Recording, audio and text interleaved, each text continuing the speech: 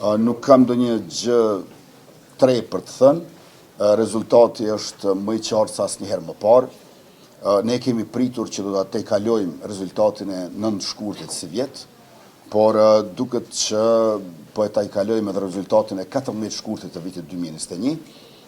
Bllokimet në konstituimin e kuvendit dhe pengesat për formimin e qeverisë së re tashmë janë inekzistente. Ne së pari do të presim certifikimin e rezultatit, duhet të konstituohet kuvendi dhe të shohim përbërjen e legjislaturës 10.